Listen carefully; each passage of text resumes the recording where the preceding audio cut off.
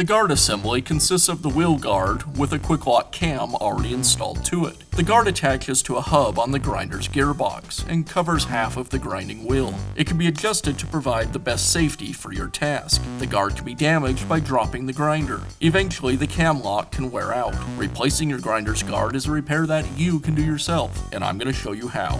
Hi, I'm Mark Socha. Do-it-yourself repairs like these are easier than you might think. From lawn machines to cordless drills, kitchen mixers, outdoor grills, our how-to videos walk you through each repair from start to finish. So doing it yourself means never having to do it alone. Let's get started.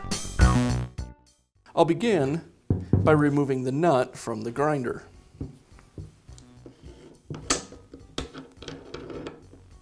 Now I can remove the guard. The guard's held in place with a cam latch. I'll release the latch, rotate the guard around until the tabs on the guard line up with the slots on the grinder. And then I can pull it away from the hub.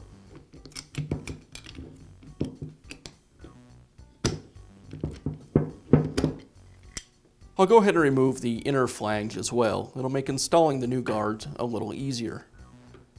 I'll place a screwdriver under the flange and pry it off the O-ring on the spindle.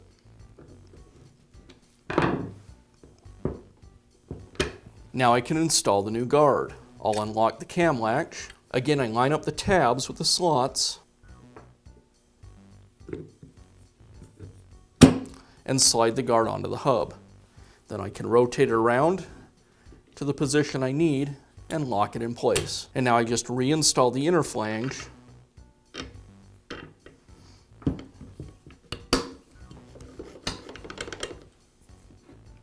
and the nut.